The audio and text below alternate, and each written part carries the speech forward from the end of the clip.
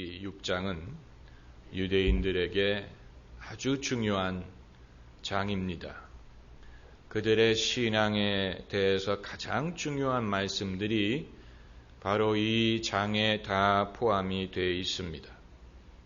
대표적인 것이 바로 4절에 쉐마 이스라엘, 이스라엘아 들으라 라는 말씀입니다. 이스라엘 사람들에게 아주 대표적인 성경 구절이 바로 이것입니다. 쉐마 이스라엘, 이스라엘아 들으라. 이 말씀이 6장에 있고, 그리고 히브리 백성의 유일신 사상이 여기에 담겨져 있습니다. 우리 하나님 여호와는 오직 하나인 여호와시니, 유일신 사상.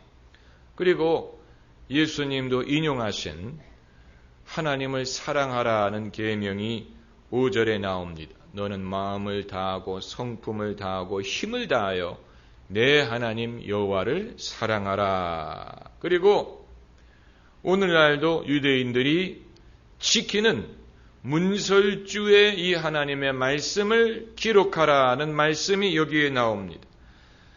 문설주에다가 그 말씀을 새기라.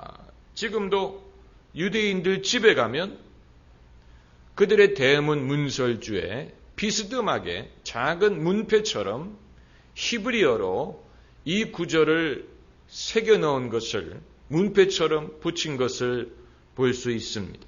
그리고 유대인의 대표적인 명절인 유월절에 대한 규례가 나옵니다. 유월절 식탁에서 아들이 아버지에게 질문하고 아버지가 대답하는 이 문답의 신앙 고백이 여기에 나옵니다. 그게 바로 20절에 후일에 내 아들이 내게 묻기를 우리 하나님 여호와의 명하신 증거와 말씀과 규례와 법도가 무슨 뜻이뇨 하거든. 그러면 아버지가 뭐라고 대답하냐면 너는 내 아들에게 이르기를 우리가 옛적에 애굽에서 바로의 종이 되었더니 여호와께서 권능의 손으로 우리를 애굽에서 인도하여 내셨다. 이것이 유대인들의 가정의 신앙 교육입니다. 가정의 신앙 교육. 그리고 하나님을 시험하지 말라는 말씀이 오늘 본문에 있습니다. 바로 내 하나님 여호와를 시험하지 말라. 18절에 너희 하나님 여호와를 시험하지 말라. 이것은 예수님이 마귀에게 시험을 받으실 때 인용하신 성경 구절입니다. 예수님이 마귀에게 시험을 받으실 때 인용한 세 성경 구절이 전부 다 신명기에서 나왔는데 그 중에 하나가 6장에 있습니다. 그리고 인간의 의로움에 대한 말씀이 오늘 본문에 나옵니다. 25절에 그것이 곧 우리의 의로움이니라. righteousness. 아주 귀중한 성경의 개념입니다. 의로움. 이것이 우리의 의로움이라. 이런 식으로 자신 있게 말할 수 있는 백성은 이 세상에 이스라엘 백성밖에 없을 것입니다. 이것이 우리의 의로움이니라. 유대교 신앙이 무엇을 믿느냐를 알려고 하면 바로 이 신명기 6장을 읽으면 됩니다. 그래서 우리가 구절구절을 살펴보기 전에 먼저 이 6장의 계열을 살펴보면 몇 가지 메인 피처, 그 주요한 그런 요소를 볼 수가 있는데, 첫째는 유대인들에게 있어서 아주 초보적인 교리가 여기에 담겨져 있습니다. 초보적이란 말은 우선된다는 말입니다. 외국 사람이 서울을 관광하려고 하면 제일 먼저 남대문을 보고 경복궁을 보고 이렇게 하는 것처럼 유대인의 신앙이 무엇이냐를 보려고 하면 가장 우선되는 신앙 고백이 바로 6장에 담겨져 있다는 것입니다.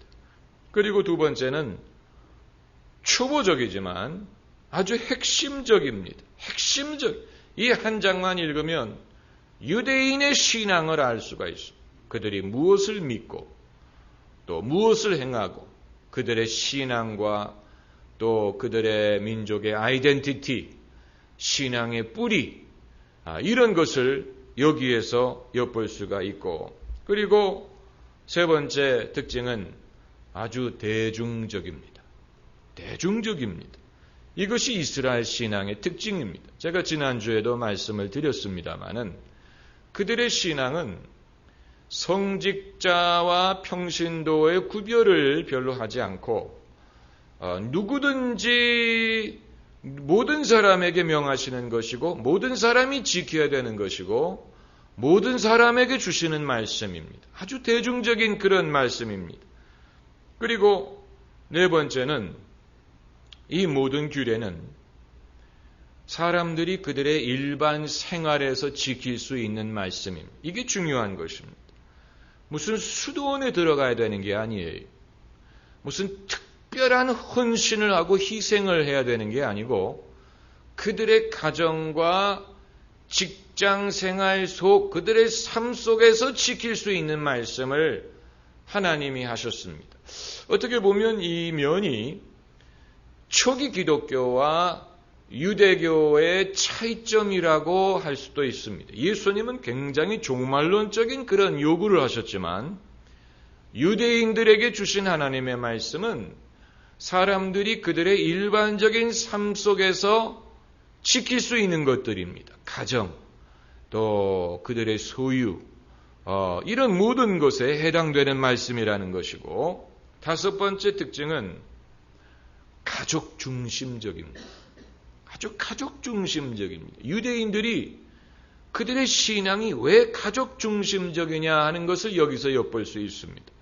마치 하나님의 계명을 지키기 위해서는 가정이 필요한 것처럼 가족 중심적인 신앙생활, 이것을 보여주고, 그리고 여섯 번째는 굉장히 단순합니다. 이렇게 단순할 수가 없습니다. 하나님이 그들에게 명하시는 말씀은 해석이 필요 없습니다. 해석이 필요 없어요. 무슨 해석이 필요합니까? 그대로 지키면 되지요. 그렇기 때문에 유대인들에게는 별도의 신학이라는 개념이 없습니다. 왜냐하면 특별한 해석이 필요 없다는 것입니다. 그냥 지키면 되는 것이지 이거를 이론화할 필요가 있느냐. 맞는 말씀입니다. 복잡한 이론을 담고 있지 않고, 그리고 일곱 번째로 하나님이 이 모든 것을 명하시는 이유를 분명하게 말씀하고 있는데, 그것은 뭐냐면 그들이 복을 받게 하기 위한 것이다 그랬어요. 여기 18절에 그리하면 내가 복을 얻고, 여러 번 등장하는 구절입니다. 하나님이 이 모든 것을 명령하시는 이유는 하나님의 혜택을 위한 것이 아니고 그들 자신의 축복을 위한 것이고, 여덟 번째로 그런 의미에서 이 말씀의 내용은 상당히 금세적입니다. 그 말은 이 땅에서 사는 동안에 누릴 것들에 대한 말씀이라는 얘기입니다. 내세에 대한 언급이 없습니다. 놀라운 일이 아닐 수가 없습니다. 유대인들의 신앙은 금세 위주의 신앙이었습니다. 그러면 그들이 내세를 믿지 않았다는 얘기냐? 그럴 리가 없지요. 내세가 없는 신앙이 어디 있습니까? 그러나 아직까지는 하나님이 내세에 대해서 많은 것을 말씀하시지 않았습니다. 성경 말씀은 점진적인 계시입니다. 점진적인 계시. 그 말은 종교가 변한다는 뜻은 아닙니다. 진화론에서 주장하는 것처럼 인간의 종교도 진화한다, 그런 뜻의 점진적인 계시가 아니고, 이 카페트를, 말아놨던 카페트를 펴면서 그 무늬가 드러나는 것처럼 하나님이 인간을 구원하기 위하여 갖고 계신 그 계획이 점진적으로 카페트처럼 펴져간다는 뜻입니다. 그렇기 때문에 신약 성경이 필요한 것입니다.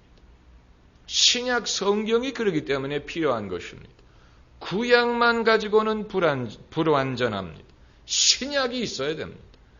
예수님이 공생애를 시작하실 때 제일 먼저 외치신 말씀이 뭡니까? 회개하라, 천국이 가까워왔느니라. 천국이 가까워왔느니라. 예수님이 천국이 임했다는 것을 선포하셨습니다. 예수님을 통해서 지금까지는 유대인들에게 아직 직접적으로 계시되지 않았던 천국의 비밀이 드러나기 시작했다는 것입니다.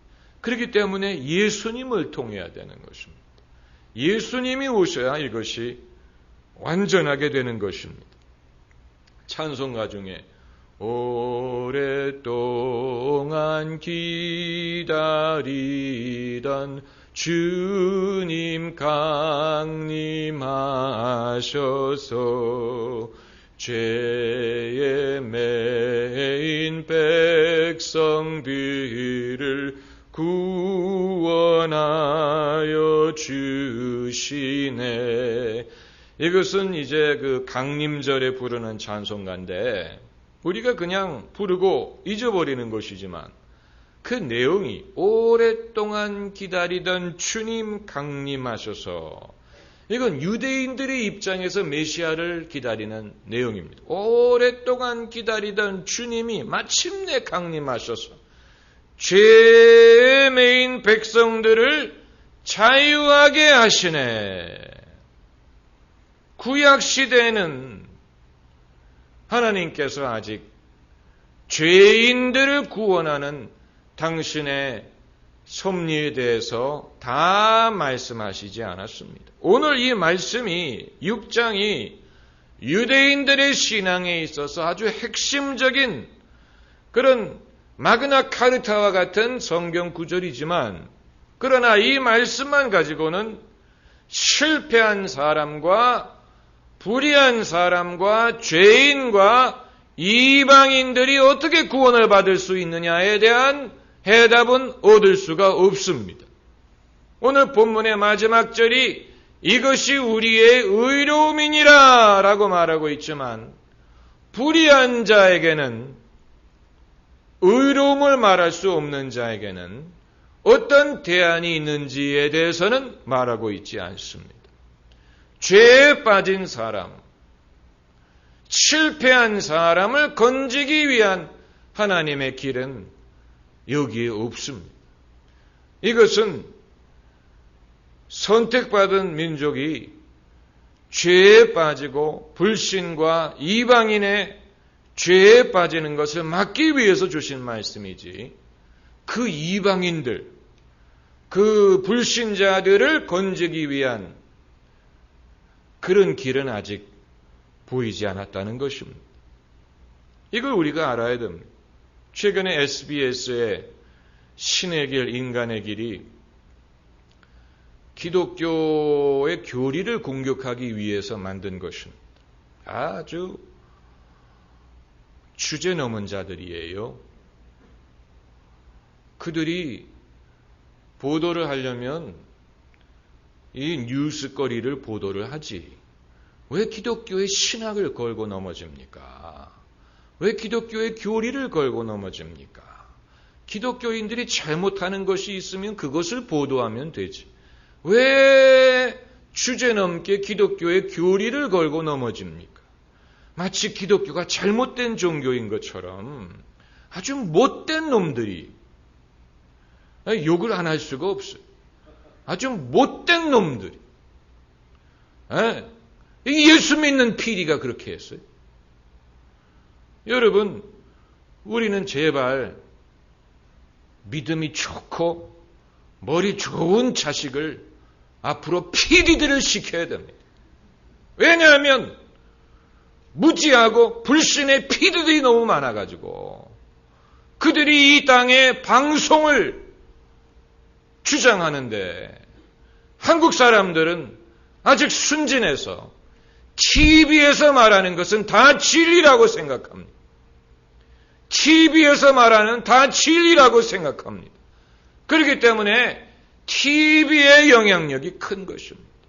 그런데 기자와 피리하는 자들 중에 정말로 믿음 좋은 사람들이 별로 없습니다. 왜냐하면 직업의 특성상 예수 믿는 사람들은 갈등, 싸움 이런 것을 좋아하지 않습니다. 예수 믿는 사람들은 가급적 사람들과 화목하고 좋게 지나기를 원하지 자꾸 사람의 잘못을 드러내고 갈등 구조를 좋아하지 않습니다. 그러다 보니까 이런 사회의 어두운 면을 보도하고 그것을 관심을 갖는 사람들 중에는 예수 안 믿는 사람들이 많아요. 그래서 그들이 PD가 되고 방송을 계획하고 그러면서 지금까지는 기독교인들의 도덕적인 실패에 대해서 다뤘는데 이제는 기독교의 교리에 대해서 직접적으로 걸고 넘어지는 프로를 만들었어요. 신학을 말하려면 정정당당하게 신학을 토론하면 얼마든지 할 수 있습니다. 그러나 부분적으로 알고 전공한 것도 아니고 안다고 하지만 제대로 알지도 못한 자들이 그들의 관점에서 기독교의 교리가 이러니 저러니 말하는 것은 무식한 일이고 자신들의 무지함을 드러내는 일이고 그리고 부분적인 지식은 오히려 오해를 불러일으키고 거짓을 조장합니다. 알려면 제대로 알아야 돼. 알려면 제대로 알아야 돼. 성경이든 신학이든 종교든 비교 종교든 이슬람이든 타종교든 알려면 제대로 알아야 돼. 제대로 알지 못하는 자들이 안다고 생각하고 까부니까 그것은 진리를 가로막는 결과를 낳습니다. 알려면 제대로 알아야 됩니다. 제가 누차 말씀드리는 것이지만 알려면 제대로 알아야 됩니다. 한번 따라해보세요. 알려면 제대로 알아라. 네. 여러분 성경을 알고 기독교를 알려면 제대로 알아야 됩니다.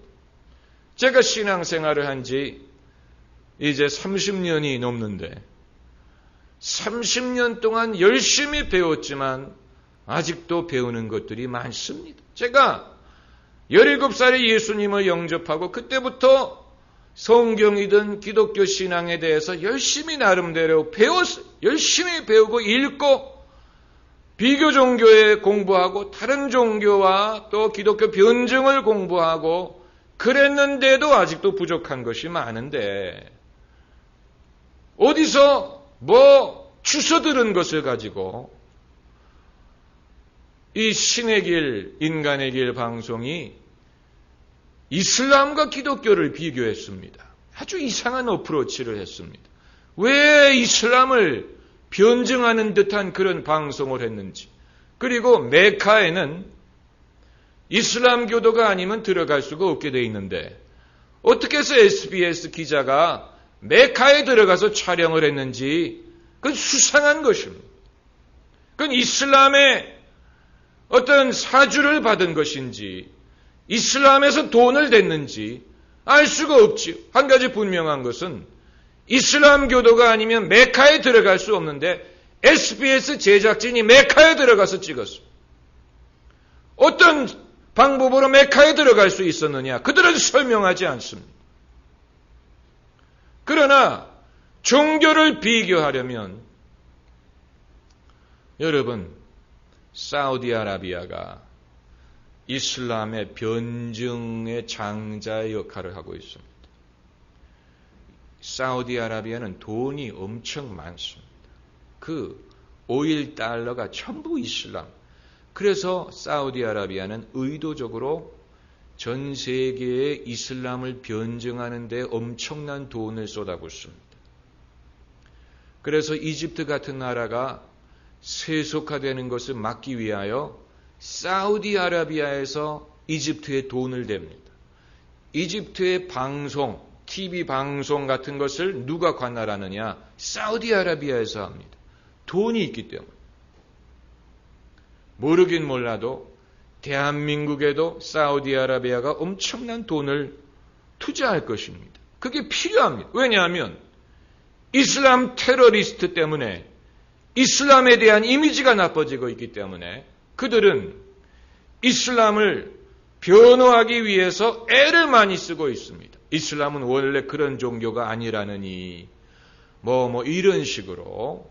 그러나 한 가지만 분명히 합시다.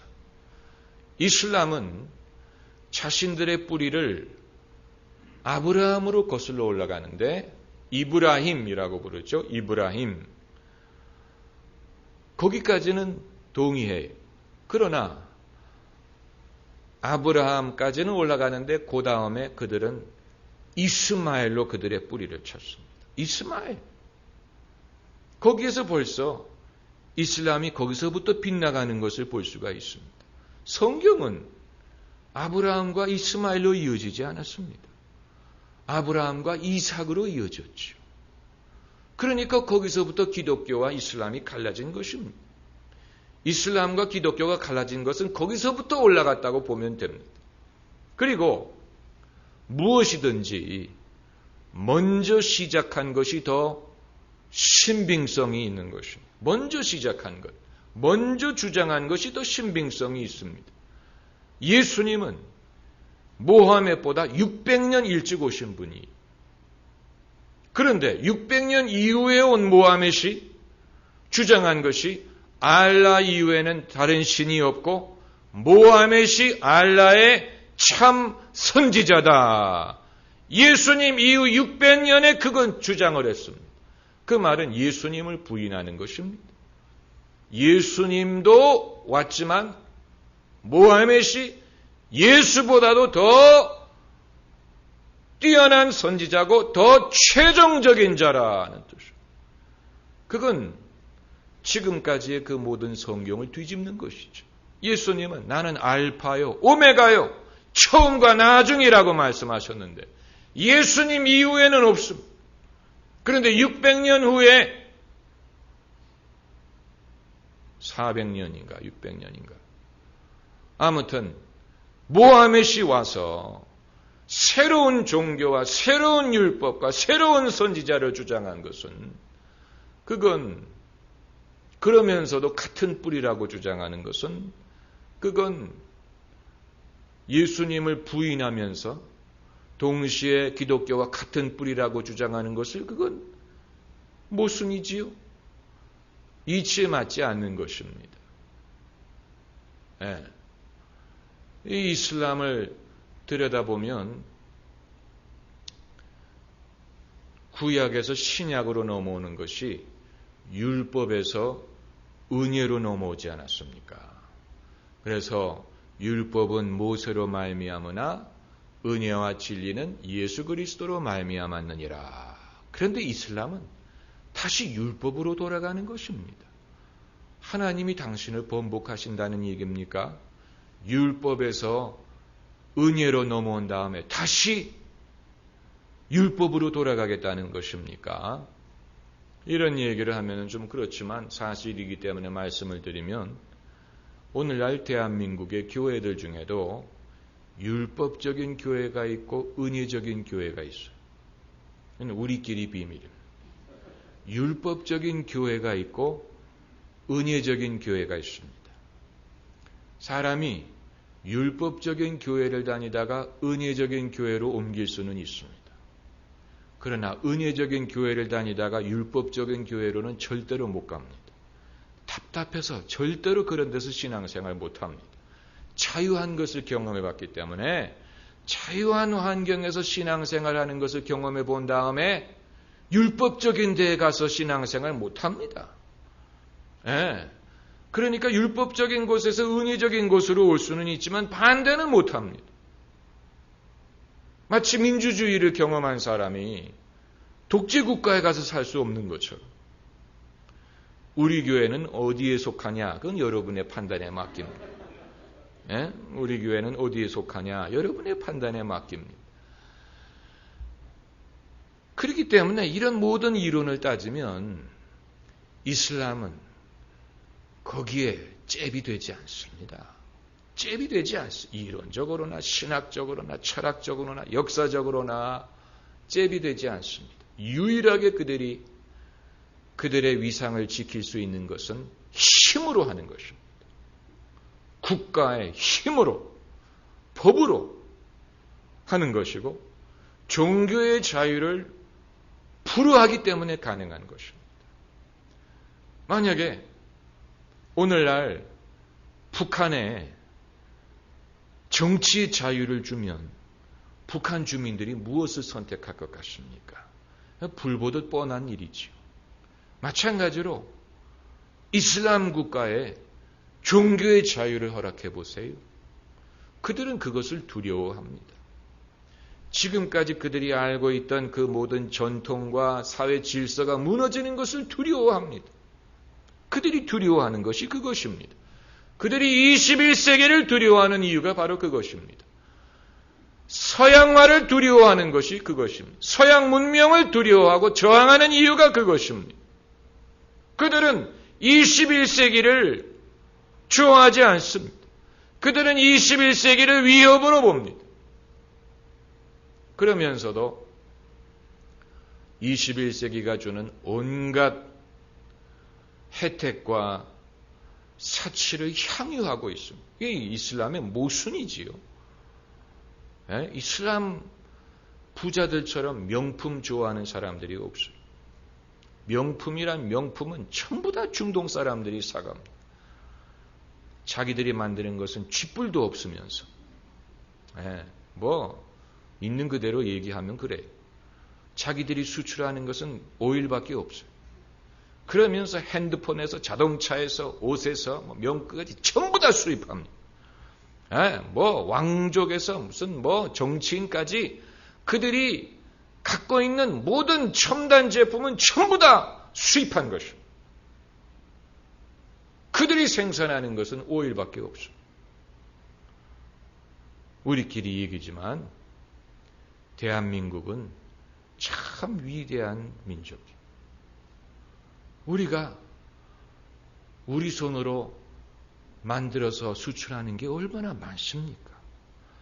자동차, 이제는 비행기, 배, 잠수함, 탱크, 핸드폰, 가전제품, 컴퓨터, 강철, 중화학, 비료,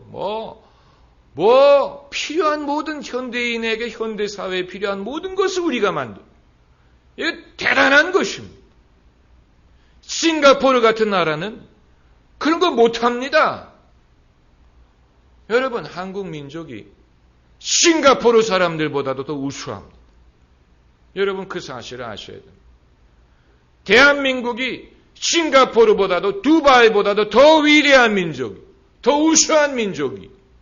다만 우리는 숫자가 많고 또 다양하고 또 정치적인 발전과 보조를 맞추려고 하고 그렇기 때문에 그들처럼 집약적으로 하지 못하는 게 차이가 있을 뿐이지 앞으로는 싱가포르나 두바이 이런 나라 저리 가라 될 겁니다.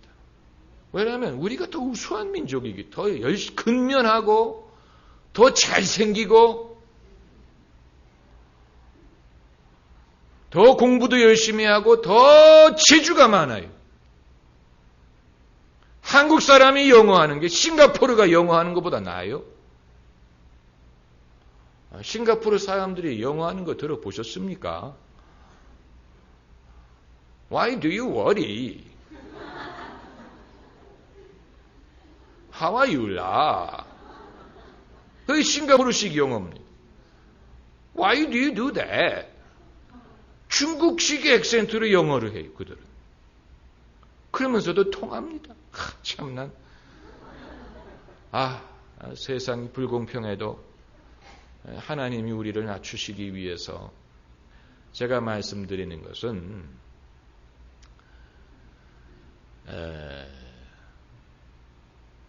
우리가 끊임없이 우리를 자책하는 것은 못된 습관이라는 얘기입니다.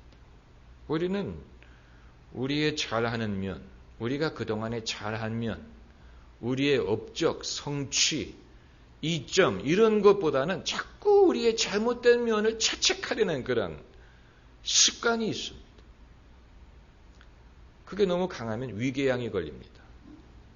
위가 산이 너무 많이 나와가지고 산이 적당히 나와서 음식물을 소화하는 데는 필요하지만 산이 너무 많이 나오면 위가 위의 벽을 상하게 하기 시작합니다. 그게 위궤양입니다.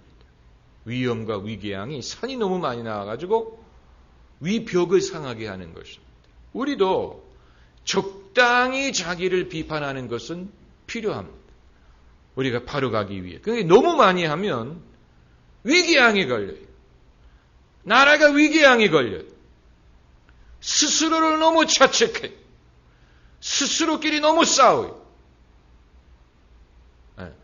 이제는 그 에너지를 좀 창조적인 면에 쏟아야 될 필요가 있습니다. 할렐루야. 창조적인 면에 우리가 쏟아야 됩니다. 우리는 너무 모든 것을 정치적으로 생각하는 면이 있어요. 그래서 교육을 정치적으로 생각하고 경제를 정치 논리로 풀려고 하고 사회 문제를 정치적으로 해석하려고 하고 범죄 문제를 정치적으로 이해하려고 하고 모든 것을 심지어 기독교도 정치적으로 해석합니다. 기독교도 정치적으로 이해하려고 합니다. 그래서 큰 교회, 작은 교회 이런 식으로 보려고 끊임없이 자꾸 정치적으로 모든 것을 보려고 하는 그런 습관이 있는데 경제 문제는 경제 논리로 풀어야 되고 교육 문제는 교육 논리로 풀어야 되고 신학적인 문제는 신학적으로 풀면 됩니다. 그리고 정치 문제는 정치로 풀면 됩니다. 정치를 과대화하면 안 됩니다.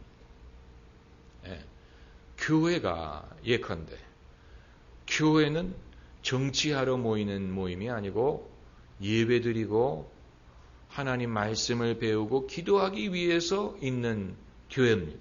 그런 거 하는 교회가 부흥하고 평안합니다.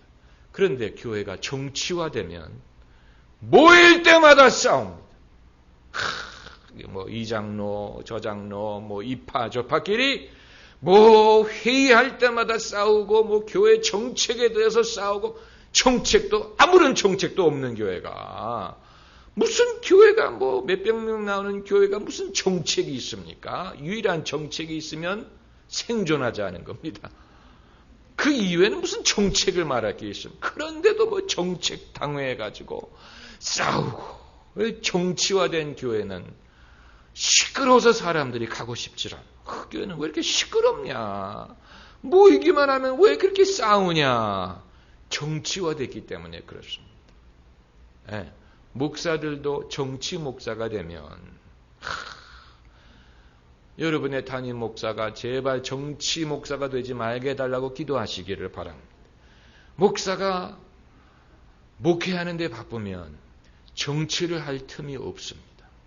설교 준비하느라고 바쁩니다. 그런데 거기에서 뭔가 만족을 못 느끼면 그때부터는 정치 목사가 됩니다. 거기까지만 말씀드립니다. 정치 목사님들은요, 자기 교회는 내팽개치고 하려고 한 자리 하려고 얼마나 그런 회의를 다니시는지 목회는 안 하는 것 같아요. 돌아다니고 다른 목사들 만나고 저는 여러분에게 하나님의 말씀을 꼴을 먹이느라고 바빠서 어디 다른 데를 다닐 시간이 없습니다. 어디 회의 같은 거 오라 그래도 안 갑니다. 나는 제발 빼달라 그럽니다. 왜냐하면 여러분 신앙 바르게 인도하기 위해서 여러분 인도하는 것만 해도 힘들어 죽겠습니다. 다른 에너지 없습니다. 다른 시간이 있으면 집에 가서 낮잠 자겠어요. 집에 가서 낮잠을 자든 책을 읽든 설교 준비를 하든 음악을 듣든 그러지. 무슨 에너지가 남는다고 제가 무슨 뭐 노회니 뭐 총회니 무슨 뭐 시차례니 무슨 목회자 뭐 갱신협회니 뭐 이런 데를 어떻게 쫓아다닙니까? 어떻게 쫓아다닙니까? 그런 데를. 그럴 만한 시간이 있으면 집에 가서 낮잠을 자든 수영장에 가든 휴가를 가지요. 휴가도 안 가고 불철주야. 마음은 원지로 돼 육신이 약하기 때문에 여러분을 위하여 기도하고 깨어서 기도하려고 여러분을 독려하느라고 바쁘지. 어디를 제가 다니겠습니까? 안 그래요? 그러나 거기에서 뭔가 흡족함이 없는 분들은 이제 다른 무슨 위원장 무슨 그런 게 나쁘다는 게 아닙니다. 저도 언젠가는 노회장을 하고 싶고 하나님이 다만 제가 깨달은 것은 목회의 전선은 개교회 연합 집회도 아니고 대형 집회도 아니고 목회의 최전선은 개교회입니다. 거기에서 가장 불신자들과 나이론 신자들과 죄인들과 의심하는 자들이 모입니다. 연합 집회에 올 만한 사람들은 이미 자기 교회를 이미 나가고 시간이 남아서 연합 집회에 올 만한 사람들이면 이미 믿음이 좋은 사람들입니다. 죄인들은 그런데 안 갑니다. 죄인들은 자기의 믿는 아내의 손에 이끌려서 주일 한 번 교회에 올까 말까 합니다. 그런 사람이 무슨 연합 집회를 온다고요? 주일날 교회도 올까 말까 한 사람이 어떻게 연합 집회를 옵니까? 어떻게 산상 집회를 옵니까? 제가 말씀드린 것은 정말로 불신자와 죄인들을 접할 수 있는 기회는 주일 예배라는 얘기. 주일 예배에 한 번 올까 말까 한 사람들이 제일 많이 옵니다. 젊은이든 중년이든 장년이든 그렇습니다. 그렇기 때문에 저는 주일 예배가 최고의 초점이 되어야 된다고 봅니다. 전도 또 말씀 양육에 있어서 최대의 초점이 되어야 하는 것이 바로 주일 예배입니다. 주일 예배가 은혜롭게 잘 되는 것이 아주 중요합니다. 왜냐하면 금요일, 수요일 새벽 기도회는 여러분 보니까 늘 보는 얼굴이잖아요. 그러나 주일날은 처음 보는 사람들이 많습니다. 주일날은 교회 처음 오고 친구에 이끌리고 마누라에게 이끌리고 그래서 온 사람들 많습니다. 특별히 뒤에 앉은 분들이 있어요. 그분들이 유일하게 은혜를 받을 수 있는 날은 주일밖에 없습니다. 주일 예배를 은혜롭게 잘 드리는 것이 굉장히 중요합니다. 그러므로 이미 수요 예배든 금요일 예배를 나오는 여러분들은 이제 여러분의 믿음에 필요한 말씀을 이런 예배에서 받을 수는 있습니다. 좀 더 이렇게 헌신된 그런 사람들을 위한 은혜를 경험한 사람들을 위한 그런 말씀을 배울 수는 있지만 그러나 주일 예배의 중요성을 여러분이 간과하시면 안 됩니다. 주일 예배는 골고루 은혜를 주시는 날입니다. 아주 특별한 날입니다. 할렐루야. 예수님이 주일날 부활하셨고 또 한 주 후에 도마에게 나타나신 날이 주일이었고 성령이 오순절 임하신 날이 주일이었고 또 밤모섬에 요한에게 나타나신 날이 주일이었고 주일날 주님이 주시는 특별한 은혜가 있습니다. 다른 날도 은혜를 주시지만 주일날이기 때문에 하나님이 주시는 은혜가 있습니다. 그 주일 예배를 우리가 중요하게 여기고 주일 예배를 준비하고 주일 예배를 위해서 기도해야 됩니다. 오늘 본문에 그래서 아까 이 SBS에서 제가 말씀드린 것은 사실 외국의 TV 방송도 웬만해서는 이 기독교의 교리를 걸고 넘어지지 않습니다. 유일하게 그렇게 한 방송이 BBC입니다. 영국의 BBC 방송이 그 Jesus Story라 그래가지고 기독교의 역사성에 대한 다큐멘터리를 만든 적은 있습니다. 그러나 그것도 공영방송으로서는 사실 좀 도를 넘어간 겁니다. 왜냐하면 영국은 법적으로 기독교 국가고 성공회가 이제 영국의 국교고 영국의 여왕이 성공회 수장인데 공영방송인 BBC가 그러나 영국에서 이제 그것을 수용했던 이유가 있다면 하도 대중의 관심이 기독교에서 멀리 있다 보니까 사람들이 기독교에 대해서 관심을 갖게 하기 위해서라도 그런 식으로 이제 그 기독교에 대한 다큐멘터리를 제작했다고는 볼 수 있지만 미국이나 캐나다에서도 기독교의 신학을 가지고 걸고 넘어지는 방송은 없었어요. 뭐 다빈치 코드는 그건 영화지요. 그건 영화입니다. 개인이 만든 영화입니다. 그러나 한국에서 이 대중이 보는 프로에 그런 식으로 뭐 예수 그리스도가 하나님의 아들이 아니라느니 뭐 기독교에는 원래 뭐 천국에 대한 개념이 없다느니 뭐 이런 식으로 하는 것은 신학을 말하려고 하면 신학적인 토론을 하든가 저에게 물어보면 됩니다. 왜 구약에는 천국에 대한 개념이 없는데 신약에는 있느냐? 뭐 당연하지요. 구약에 없는 게 하나 두 개입니까? 부활, 뭐 성령, 교회, 또 심판, 그리고 구원, 거듭남, 성령으로의 거듭남, 성령 세례, 이런 모든 기독교적인 중요한 교리가 구약에 없습니다. 신약에 와서 개발된 겁니다. 신약에 와서 비로소 드러난 겁니다. 천국만 그런 게 아니에요. 천국만 구약에 없었던 게 아니에요. 구약에 없는 건 삼위일체, 뭐 성령, 뭐 하나님의 아들, 뭐 그리스도, 뭐 동정녀 탄생, 뭐 많아요.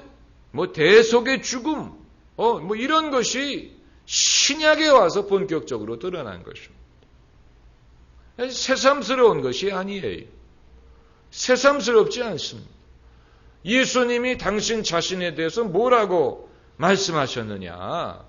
그걸 연구한 것이 바로 역사적인 예수에 대한 연구입니다. 지금까지 수많은 신학자들이 historical Jesus, 역사적인 예수에 대해서 얼마나 연구했는지 모릅니다. 이게 새삼스러운 게 아니에요.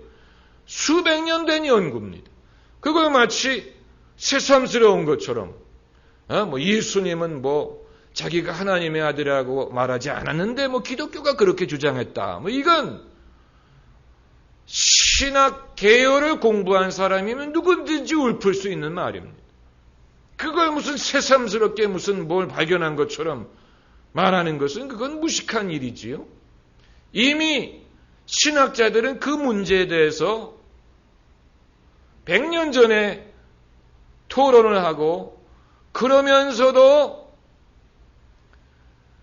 신약 성경은 믿음의 고백이기 때문에 이미 성경 자체가 믿음의 눈으로 예수님을 해석했다. 이런 결론을 내리고 그래서 우리가 믿음의 예수님을 알고 우리가 알 수 있는 예수님이 믿음으로 고백하는 예수님이다. 그렇게 하고 논란을 끝맺었습니다.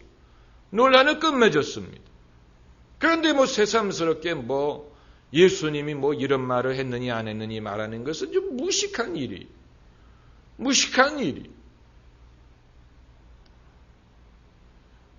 정말로 그들이 기독교가 진짜가 아니라고 주장하려면 디스커버리 채널이 한 것처럼 예수님의 부활을 걸고 넘어져야 되는데, 그러나 예수님의 부활은 이미 2000년 전에 예수님이 부활 안 했다는 것을 증명하려고 했던 사람들이 그 당시 이미 너무 많았어요.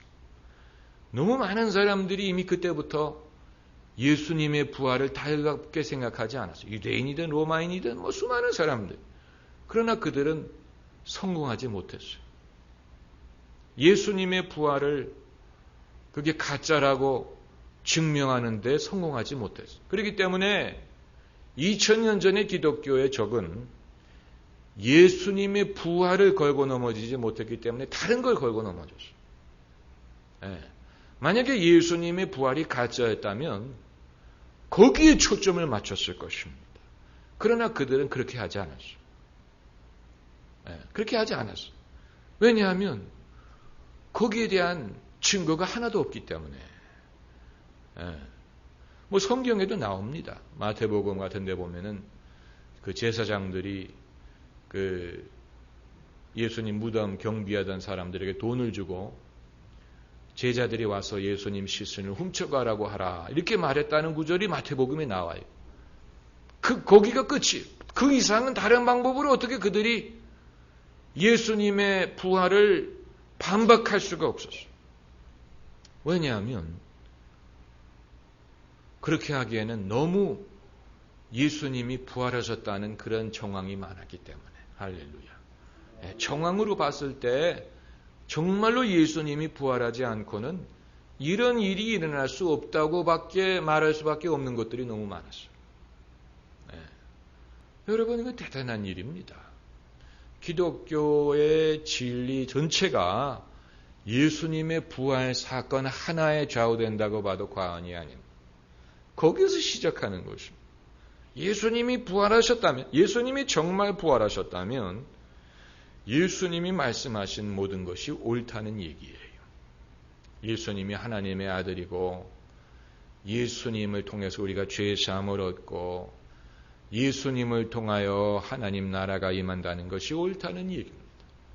그것을 우리는 믿고 또 전해야 될 것입니다. 할렐루야. 아멘. 기도하십시다.